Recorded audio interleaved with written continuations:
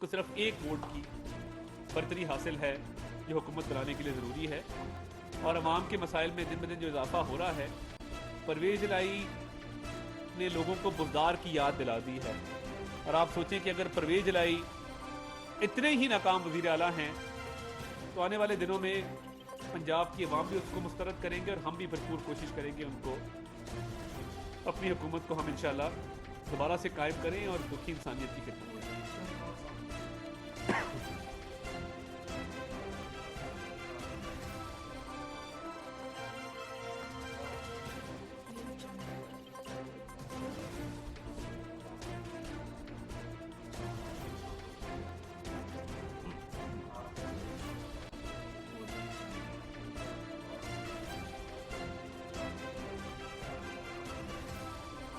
بہت اچھا سوال ہے آپ کا۔ دیکھیے، ہم نے تو ابھی کوئی جلسے جلوس نہیں کیے سوائے ان جگہوں پر جہاں ضمنی انتخابات تھے۔ تو اب ضمنی انتخابات کیونکہ اب پوسٹ پون ہو گئے ہیں تو اب جلسے جلوس تو ہم کر نہیں رہے، اور نہ ارادہ ہے کہ اس کروشل ٹائم پہ ہم جلسے جلوس کریں۔ دوسری بات یہ ہے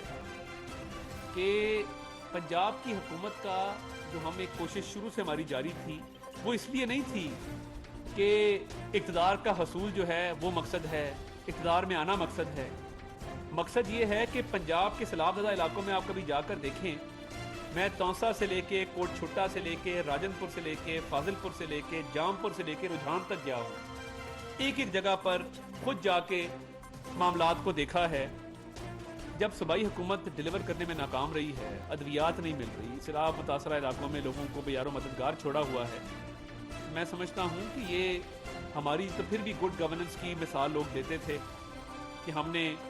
آٹے پر 200 ارب کی سبسڈی دی، اپنے لوگوں کو پیسوں سے نہیں نوازا، اپنے لوگوں کو نوکریاں نہیں دی۔ تنقید ہوتی ہے سیاسی طور پہ ہمارے پر، کرتے ہیں لوگ، مگر ہماری ترجیح عوام کی خدمت کی اور انشاءاللہ رہے گی۔ اور یہ حکومت کا قیام ہم سمجھتے ہیں کہ غیر فطری طریقے سے ہوا، اس سے ہم اتفاق نہیں کرتے، تو یہ سیاست کی بات نہیں ہے، یہ ریاست کی بات ہے، اور انشاءاللہ جو کوشش جاری ہے وہ شروع سے جاری ہے، ہم نے کبھی ہار مانی نہیں تھی اور انشاءاللہ نہ مانیں گے۔ اللہ تعالیٰ کے فضل سے پنجاب میں پھر گڈ گورننس کی انشاءاللہ جھنڈے گاڑیں گے۔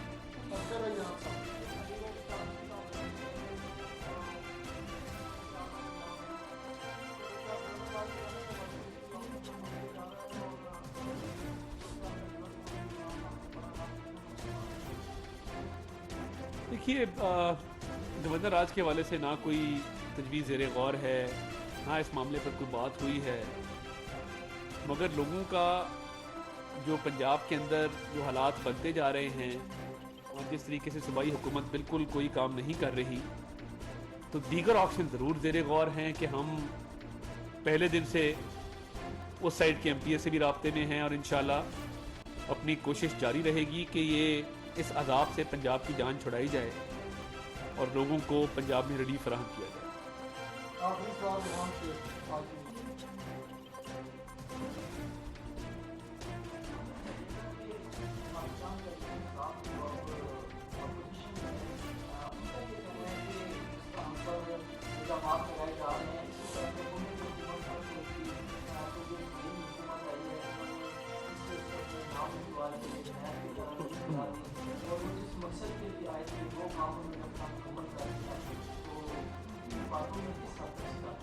دیکھیے، ای سی ایل کی ایک کمیٹی بنی ہے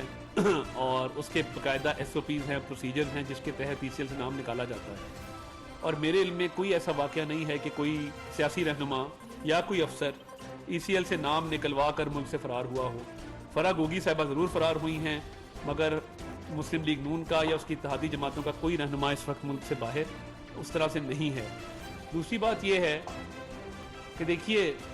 نیب کو بطور ایک ہتھیار کے استعمال کیا گیا، تمام سیاسی رہنماؤں کو جیل بھیجا گیا، 1.5-2 سال قید و بند کی صورتیں ہم نے برداشت کی، مگر اس میں سے نکلا کچھ بھی نہیں۔ اور نیب کی ترمیم میں پرویز خٹک صاحب، اسد کیسر صاحب یہ سب سے بڑے حامی تھے، تو عمران خان صاحب کی اپنی جماعت ان کی حامی رہی ہے، تو ہمارے سے کس بات کا شکوہ ہے؟ اور دوسری بات یہ ہے کہ جہاں نیب کام نہیں آیا وہاں پہ 15 کلو ہیروئن بھی ڈالی گئی، تو یہ بدترین سیاسی انتقام کی مثال ہے، اور میں یہ سمجھتا ہوں کہ اگر ان کیسز میں کوئی دم ہوتا تو آج شہزاد اکبر اس ملک میں ہوتے، وہ ملک سے فرار نہ ہوئے۔ جب چاہیں جو چاہیں، کھانا ہمیشہ لاہوری چلی سے کھائیں. لذیذ، تازہ، صحت بخش کھانوں کی وسیع variety. Lahori Chilli Restaurant and sweets,